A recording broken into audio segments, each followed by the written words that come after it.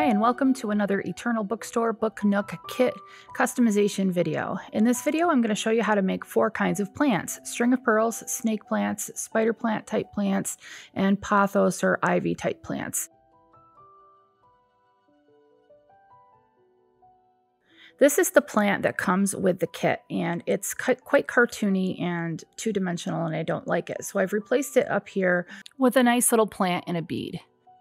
And I have quite a few trailing plants here in the book nook, and I just feel like they really make it seem much more high-end and just really give it a feel that is what I'm looking for.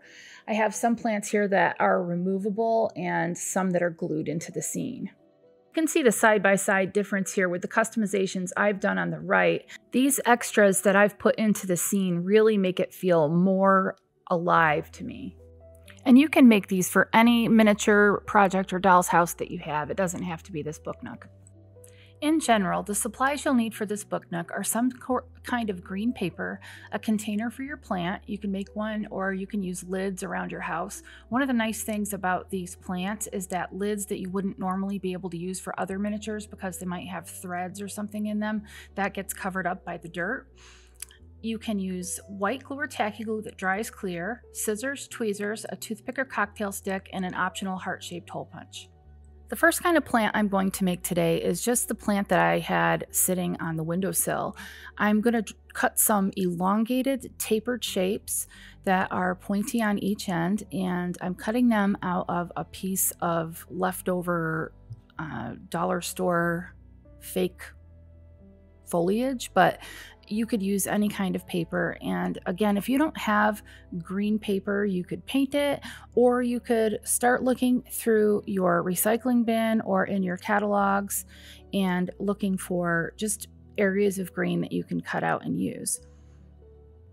I'm going to use a bead for the pot for this plant, because that's the easiest way to do it. I don't have to make the pot and I don't need to put dirt in it. All right, so I've got a variety of different size pieces here, and if they're not all the exact same shape, it doesn't matter. Here are some beads that I picked out as possibilities for the pot. They're usually the beads that you probably wouldn't use to make jewelry with.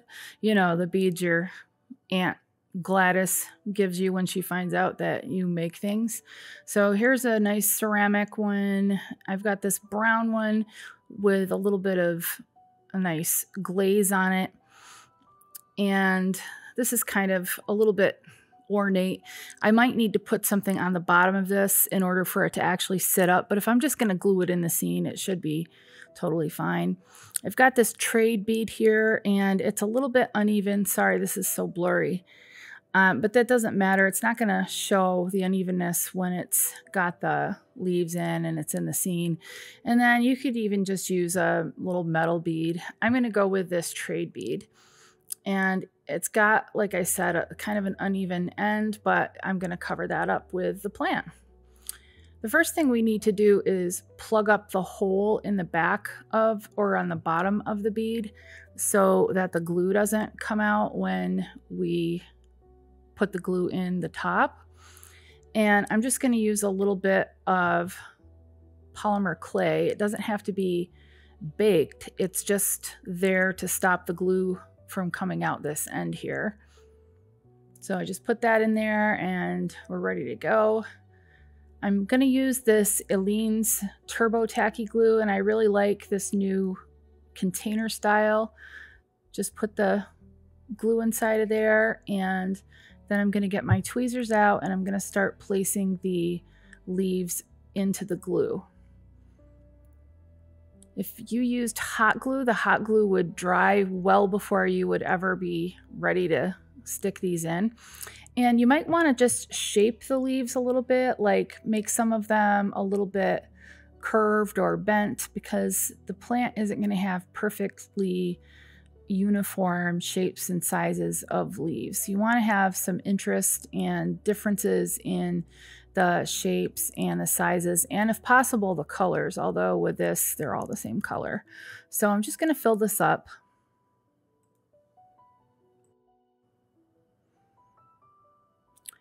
You may need to use a cocktail stick to help push the leaves in or separate them out. And you may also need a little bit more glue once you've sort of filled in one layer of leaves around the outside of that bead. As long as the glue dries clear, it'll be fine. I'm just picking random shapes here and sticking them in there until I feel like I've got a goodly amount for my plant. Just when it looks right to you, you're done. And you can just let it dry. All right, just a couple little adjustments, and then I'll let this dry and put it into my room. The Eternal Bookstore has the little cactus plant being on the shelf on the second floor. You can see my original bead there glued down with the plant in it, and the one that I just made is sitting on the book. It just really makes the whole thing look so warm and inviting. All right, next up we're going to make a cardboard pot so that we can make the snake plant. All I did is take some thin cardboard from some packaging and I rolled it into a tube and I glued it earlier so that it would be stuck together for the film. I cut out 2 circles that are the same diameter as the bottom, and I'll just glue those into place. And one of the things that I like to do with these to help them be a little bit heavier, because miniatures are so lightweight, is if I'm not going to glue the plant into the scene, if I'm going to use the plant as an interchangeable accessory, I like to glue something a little bit unusual inside, and that is a penny. I thought about using a washer, but washers cost more than 1 cent, and so the penny itself is really the best bet. And it is not illegal to do this. I looked it up. You can place a penny in there, it'll be fine. Now that I've got my penny in there and I've let this dry for a little while, I'm going to cover the outside of my cardboard container with some hemp twine that I got at Michael's in the jewelry making section. You could use any kind of twine, string, ribbon. Sorry that so much of this is a little bit out of the shot. And then I put a little bead of glue on the seam there and start to wrap my twine. And you don't have to have glue over the entire outside of your pot. You just need it to be enough to hold the twine in place here and there. And then you can always go back and put another layer on if you need to. Depending on the color of your twine, you might want to paint it. You could even add some shadowing with some soft pastels if you like. So once that's all glued together, I'm just going to cut it off and then snip off any little extra glue gun strings or hairy bits. Just using this dot tool to hold that so I don't burn myself. All right, snake plants grow directly out of the dirt. So I've got some trash cardboard here and I'm going to mix my dirt up. So I'm going to just fill this with a dirt and glue mixture. I used the same tacky glue that I used to glue the previous plant, and I mix it with some actual potting soil. I had to sift my potting soil a little bit so that the big chunks were out of it, and I'm just going to mix it together to get enough here so that it will fit into the pot, because again, snake plants stick directly out of the soil. I put a little bit of glue inside the pot on top of my penny, mixing it into the potting soil, and then when I get a big ball of it, I pick it up and I ram it into the pot and figure out that I actually need a little bit more than what I mixed up. The reason for this is because the snake plant does grow directly out of that soil. The soil is going to be a visible part of the miniature, and I really am going to need it to go right up to the top edge of the pot, filling it up completely so that my plants look like they're growing out of the soil naturally. You will want to have your snake plant leaves cut out before you put the dirt in your pot. I used this Trader Joe's crispy okra because I noticed that it looked like snake plant leaves on the packaging. If your husband doesn't like gross, disgusting, crispy, crunchy okra from Trader Joe's, you could use something from a catalog or really any kind of stiff paper. I'm using the stiffer parts on the outside edge and across the top because they're thick and they hold their shape when I form them into the snake plant leaves. You're going to want to cut some shapes that are different lengths and widths and just have the top be slightly tapered into a point. And then once you get those together, you might want to twist some of them like I'm doing here, or fold some of them over ever so slightly. Snake plants do tend to grow kind of straight up, but they often do have weird little twists and turns in them. And the more variation you have in the color and the shape, the better. And the size, the length of the leaves. I needed to put a little bit more glue on the top here and mix it into the dirt because my mix was a little bit too stiff and I didn't have enough viscosity to allow me to stick the leaves down into the dirt. Continue placing leaves into the pot, paying attention to if you have a darker leaf, maybe put it behind a lighter leaf so that there's some contrast. And you want to fill the basket up pretty much, but you still want to be able to see some of the dirt around the plant.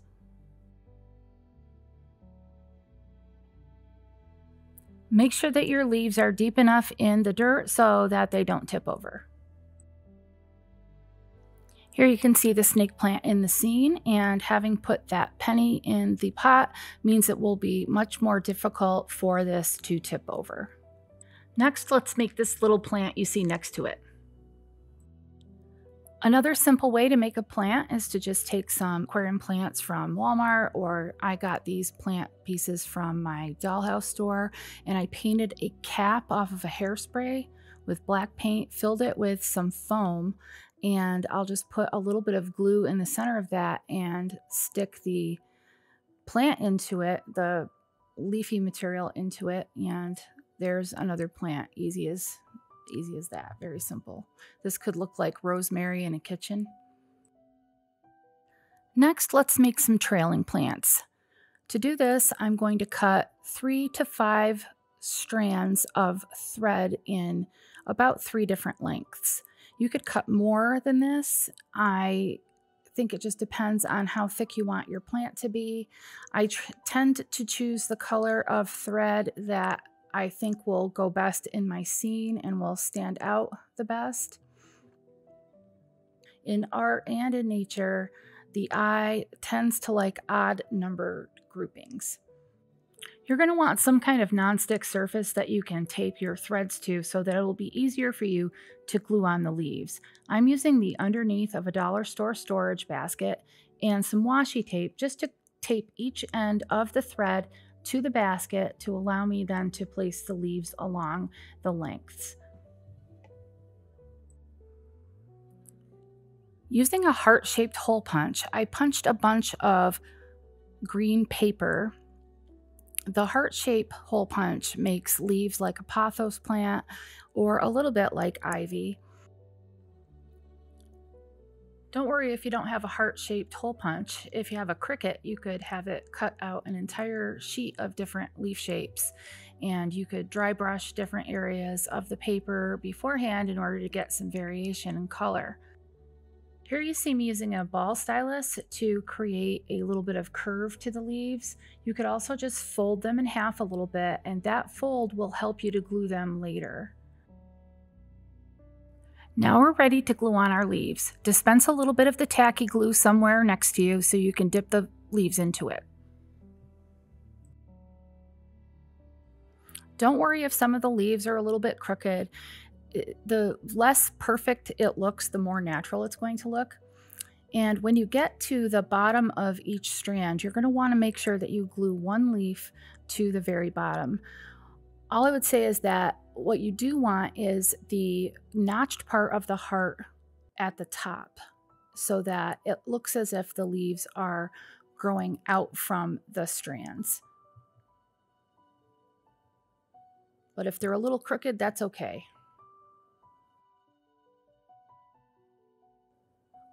While these leaves dry, I'll show you how to make the succulent string of pearls plant. Here's what one looks like in real life. There can be very long strands and very short strands. In my original string of pearls plant, I used microbeads or caviar beads, but if you don't have those, you can use something maybe in your kitchen. Like right here, I have some black mustard seeds. By the way, these would also make really great blueberries.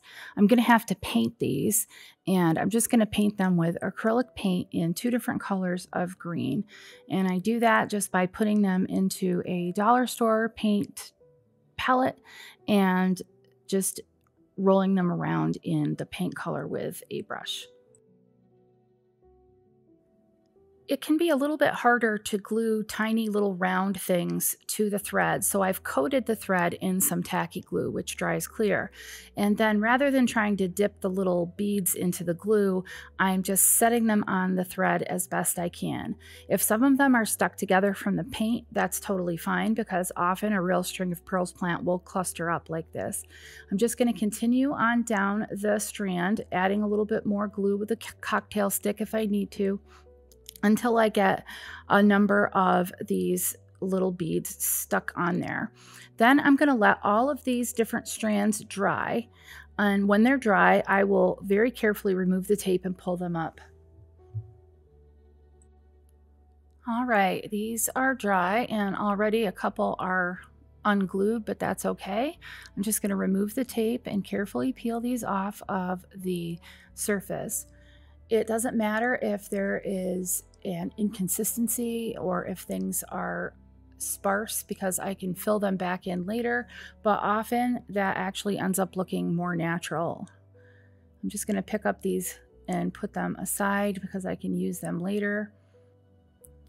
In this example, I have really 2 strands in one here. There's just a little excess glue that I'm picking off, and then I'm going to cut this strand in half. I'll have one shorter strand there at the top and a little bit of a longer strand at the bottom.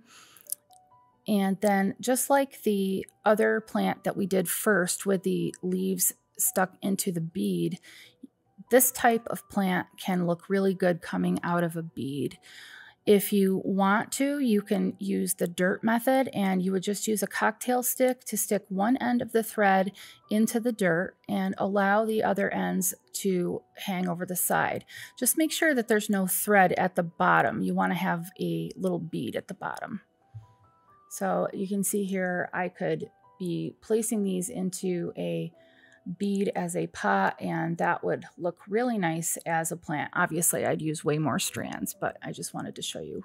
Just like with our string of pearls, we're going to pull the pothos or ivy off of the plastic, and if we lose a couple leaves, that's okay. We can always glue more on later if we really feel like we need them.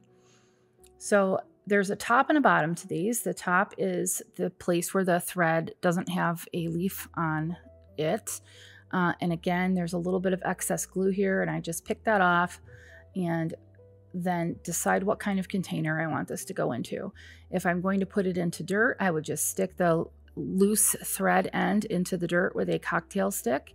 And if I was going to put it into a bead, I would do it exactly the same way as I showed you before, just sticking the thread end into the bead.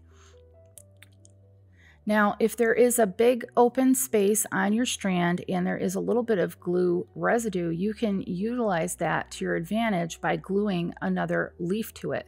And you could glue a leaf to the other side as well, and that could cover up any glue residue, and it gives it a little bit more of a stable surface to adhere to than just the thread itself. Just like before, I plugged up the bottom of this ceramic bead and then filled it with a little bit of tacky glue, and now I'm carefully placing my pothos strands into the hole. I use a cocktail stick to help the strands stick a little bit to the outside edge of that bead so that it's not only being held in by the glue that's inside the hole, because if you don't fill that hole right up with threads, they may come loose later on. Even if you're not doing the Eternal Bookstore Book Nook, you can use these plants in any of your miniature projects.